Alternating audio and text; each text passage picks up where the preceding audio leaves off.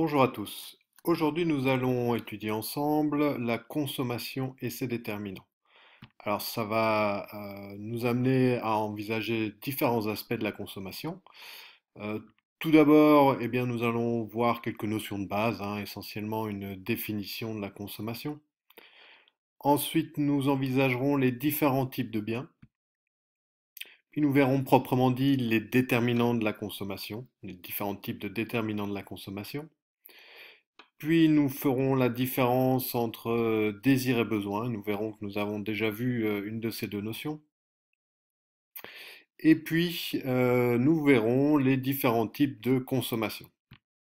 Alors sans plus attendre, quelques notions de base sur la consommation et je vous laisse ici avec une petite vidéo plutôt bien faite qui vous expliquera ce que c'est que la consommation.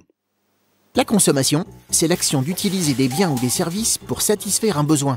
Manger, s'habiller, se loger, se divertir. La consommation concerne des biens matériels, dont la durée de vie est plus ou moins longue. Et aussi des biens immatériels, qu'on ne peut pas toucher. Une coupe de cheveux, un voyage en bus, une séance de cinéma. Mais pourquoi parle-t-on si souvent de la consommation?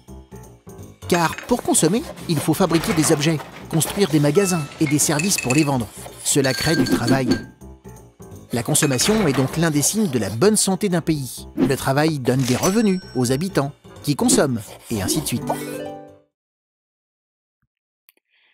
Voilà, alors maintenant les différents types de biens. Nous allons voir quels sont les différents types de biens que on peut consommer. Alors, vous avez vu dans cette petite vidéo qu'on parlait de biens matériels et biens immatériels. Eh bien, il y a une autre façon de les appeler. On peut aussi appeler un bien matériel tout simplement un bien et un bien immatériel un service. Voilà, c'est plutôt cette terminologie-là que nous utiliserons. Alors, dans les biens, il y a les biens durables, alors comme par exemple un ordinateur, mais aussi une voiture, et les biens non durables, par exemple des produits alimentaires, mais aussi du maquillage, par exemple. Alors, quelle est la différence entre les deux? Ben, c'est que les biens durables ne disparaissent pas après qu'on les ait utilisés, tandis que les biens non durables, eux, disparaissent après qu'on les ait utilisés. Hein, si je mange un dôme, il disparaît. Si j'utilise du maquillage, il disparaît aussi. Alors les services, ce sont les biens immatériels comme la restauration, le transport ou aussi le coiffeur. Alors les déterminants de la consommation. Alors qu'est-ce que c'est que les déterminants de la consommation? Eh bien c'est ce qui va influencer la consommation des ménages. Alors il y a différents types de déterminants. Vous avez les déterminants économiques et les déterminants sociaux. Je vous rappelle que formation sociale et économique. Alors on va commencer par les déterminants économiques. Alors, quels sont-ils ces déterminants économiques? Eh bien, il y en a deux. Vous avez tout d'abord le prix relatif des biens. Alors, si une voiture coûte le prix d'une Ferrari ou si une voiture coûte le prix d'une Dacia, eh bien, on ne va pas en acheter autant. Les ménages ne vont pas en acheter autant. Si acheter une voiture, ça vous coûte le prix d'une Ferrari, vous en achèterez pas beaucoup. Tandis que si le prix d'une voiture équivaut au prix d'une Dacia, eh bien, on en achètera plus. Les ménages seront tentés d'en consommer plus. Donc ça, c'est la première chose. Deuxième chose, les revenus disponibles. Bah oui, c'est logique. Au plus vous avez d'argent, au plus vous consommez. En règle générale, grosso modo évidemment. Alors tout ça, à la jonction des revenus disponibles et du prix relatif des biens, eh bien, il y a une notion qui est quand même assez importante et dont vous entendrez régulièrement parler, c'est le pouvoir d'achat. Alors le pouvoir d'achat, qu'est-ce que c'est que ça?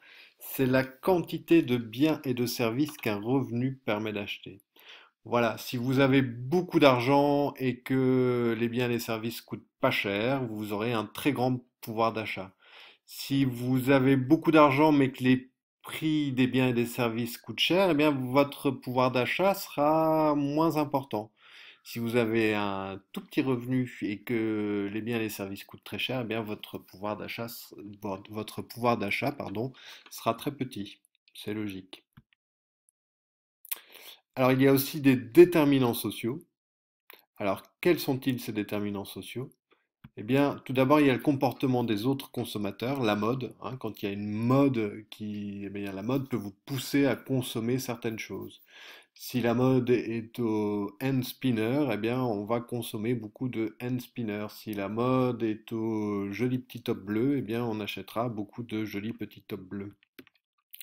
L'influence des entreprises, ben, l'influence des entreprises, elle s'exerce comment? Bien, essentiellement par la publicité. La publicité vise à vous faire modifier votre consommation, à vous faire consommer plus de tel ou tel objet sur lequel porte la publicité. L'âge et le sexe, bah oui, un adolescent ne consommera pas la même chose dans les mêmes quantités qu'un adulte et un homme et une femme auront des comportements de consommation différents. La situation socio-professionnelle, oui, voilà, un médecin ne va pas forcément consommer la même chose qu'un ouvrier, hein. Voilà, il n'y a pas de jugement de valeur là, mais c'est juste quelque chose qu'on peut observer. Peut-être que le médecin consommera plus de biens culturels, par exemple. Donc tout ça nous amène à quelque chose qu'on a déjà vu ensemble. Eh bien, ce sont les valeurs, parce qu'en fait, qu'est-ce qui va déterminer notre consommation? C'est aussi nos valeurs. Et nos valeurs, elles vont dépendre de quoi? Elles vont dépendre des comportements des autres consommateurs, de l'influence des entreprises, de l'âge et du sexe et de la situation professionnelle. Ah, socio-professionnelle, pardon. Alors évidemment, les valeurs ne se réduisent pas à la consommation. Les valeurs, c'est plus large. Mais ce sont bien nos valeurs qui vont nous faire avoir des comportements différents en matière de consommation. Mais ça, on le développera plus tard dans la suite du cours. Alors, la différence entre désir et besoin. Eh bien, pour ça, je vais vous laisser en compagnie de Jacques Salomé, un psychologue. Donc lui, il est pas actif dans la publicité ou dans le marketing, etc. Mais son avis est tout à fait correct concernant la différence entre désir et besoin.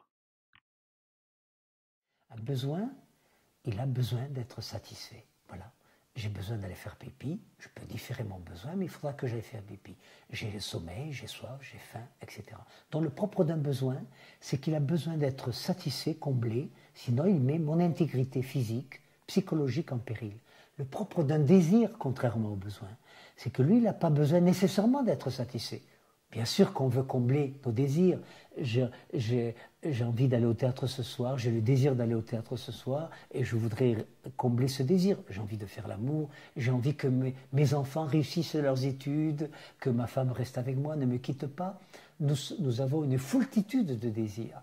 Mais le propos d'un désir, c'est qu'il a besoin d'être entendu, respecté, pas nécessairement satisfait. Je ne meurs pas si mon désir n'est pas satisfait. Je suis frustré, je suis en colère, je suis angoissé si mon désir que mes enfants aient de bons résultats scolaires, sont les derniers de la classe ou ont des difficultés à l'école, mais ça se passe chez moi. Donc vous voyez, la différence entre besoin et désir est très très importante. Et un des malentendus d'ailleurs de notre époque, c'est que on a de plus en plus tendance à satisfaire les désirs et à oublier de satisfaire les besoins, ce qui fait qu'il y a des gens de plus en plus frustrés. Et c'est une des origines de la violence. Alors, petit rappel, évidemment, les besoins, on a déjà vu comment ils étaient hiérarchisés, hein, c'est un psychologue qui a inventé ce modèle, il s'appelle Maslow, c'est la pyramide de Maslow. Si jamais vous ne vous souvenez pas de quoi il s'agit, je vous engage à retourner voir cette petite vidéo dans le cours de cinquième, hein, vous y avez accès aussi par le lien YouTube. Alors, les différents types de consommation. Voilà, il y a différents types de consommation. Premier type de consommation, c'est la consommation privée. Alors ça, c'est la consommation classique, c'est-à-dire que c'est la consommation d'un bien ou d'un service par un seul individu. Bah voilà, j'achète un durum, je le mange. Autre type de consommation, l'autoconsommation. Alors on n'en parlera pas beaucoup en économie parce que pour finir, elle ne nous intéresse pas vu que elle se passe en vase clos. Mais qu'est-ce que c'est que l'autoconsommation? C'est la consommation de ce que l'individu produit pour lui-même. Par exemple, j'ai un potager, je produis des légumes et je les mange moi-même. Voilà. Et enfin, la consommation collective. Alors la consommation collective, qu'est-ce que c'est? C'est la consommation d'un bien ou d'un service par un ensemble d'individus. Alors, qu'est-ce que ça recouvre? Eh bien, par exemple, les transports en commun, ou les hôpitaux, ou encore les autoroutes. Et là, donc, souvent, on ne va pas payer directement. Si je pense aux autoroutes, par exemple, en Belgique, on ne les paye pas.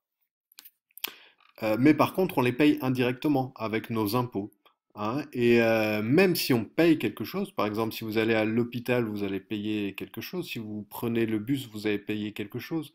Mais en fait, tout ça est subventionné par l'État, c'est-à-dire que l'État donne de l'argent à la STIB, donne de l'argent aux hôpitaux pour qu'ils fonctionnent, parce que s'ils ne fonctionnaient qu'avec ce qu'on les paye, eh bien, ils seraient en faillite et ça ne fonctionnerait pas.